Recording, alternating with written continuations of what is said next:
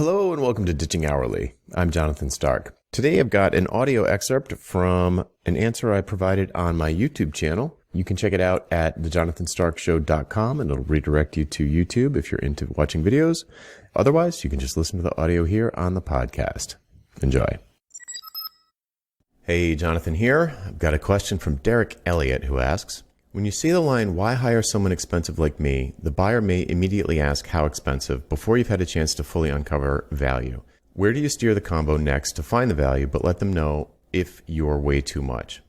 Okay, so Derek's referring to a line that I often use. I'll say something like, in the why conversation, which I have during a sales interview with a new prospect, I'll try to talk them out of working with me because I want to validate that there is a good fit between our two businesses. I want the arrangement, the engagement or arrangement or whatever the relationship is to be mutually profitable. I want them to be better off after it's over, and I want me to be better off after it's over. And if you can create relationships like that, you're going to have a banging business. Things are going to go great for you. It's not super easy, but that's the idea. Mutually profitable engagements. So people are always happy that they gave you the money and it cost you less than you got paid to do it. All right. So one of the things I'll say in the why conversation, there are three sections of questions. First is why this? So why do the thing that they think they want you to do? The next thing is why now, where you find out how urgent the project is or isn't. And finally, why me? Why would you hire someone expensive like me? Why not just hire this? Why not hire your cousin Vinny or do it internally? You've already got people that do this. Why not just do it on Fiverr? Why not cheap out? Why not do the cheapest option? And you have to ask these questions. You don't have to, but it makes your proposal a lot better if you have the answers to those questions, because they can't freak out at the end and be like, these prices are ridiculous. We could get someone for half this, because you've already found out why they know that they could get someone for half of that. That's why they're talking to you. They don't want to take that risk. It's usually a risk problem. They need to nail this thing the first time. There's no do-overs. There's some tight deadline, or they're very scared about a competitor, or there's or they have a book launch coming up. There's some kind of urgency and they don't want to goof around with somebody who doesn't maybe know what they're doing, certainly doesn't appear to value what they do because their prices are so low. If they want someone cheap, they should hire someone cheap, not you.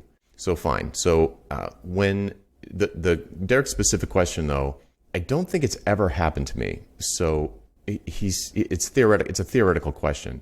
If I said, why hire someone expensive like me? They're not going to cut me off and say, well, how expensive? I'm going to say, why hire someone expensive like me when you could just do this internally? Or when you could just find someone on Fiverr? And they're going to answer that question almost certainly. I can't think of, maybe it's happened, but usually they just answer the question. And I'm just building up this expectation that my prices are going to be high. So if they did though say, well, how expensive is expensive? Like before I answer that, what do you mean expensive? You could say all sorts of things like, well, for something that seems like, I haven't even decided what we're going to do yet, but here's some things I've said in the past. Well, it'll be between 5,000 and 5 million. Can we get back to talking about the project so I can get a sense for what's involved? Make a joke. It'll be somewhere between this gigantic range. Another thing you can do is say, well, historically, my proposals are usually twice as much as anybody else. And they'll be like, twice as much? I'm like, yeah. And they're like, and you close deals? I'm sitting here, right? So you just want to answer. I think actually you're imagining something that doesn't really happen that often in practice. So you can you don't have to worry about it. But if you did have to worry about it, crack a joke, throw out some crazy number, say, well, I could be double anybody else you get. Or you could say something like, well, I'd be double what Fiverr would cost. I'd be 1,000 times more than someone from Fiverr. So why don't you just talk to someone there? So I would say, don't worry about it too much, but maybe have a couple of jokes ready to kind of diffuse the conversation and turn it back to the value. Some salespeople like explicitly get into not handle it in a direct way, not a joking way, and say like, well, I don't know how much it's going to be yet because I don't even know if I'm going to give you a proposal yet because I don't even see what the value is here. Like, why would you hire anyone at all? I'm not even seeing the business case for this stuff you're suggesting that I do for you. Why bother? It doesn't seem like reasonable.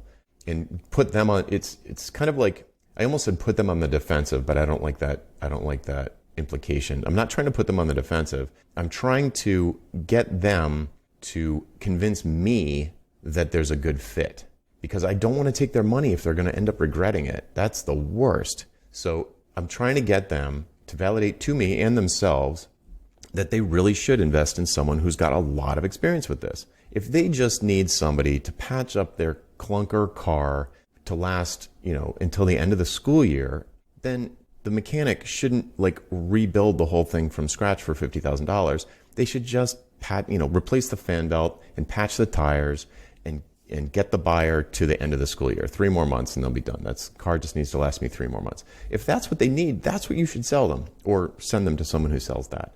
So, this is all about having confidence in your expertise and the value that clients would realize when you're hiring, when you're hiring the right clients, which actually I kind of like that. You should be hiring the right clients.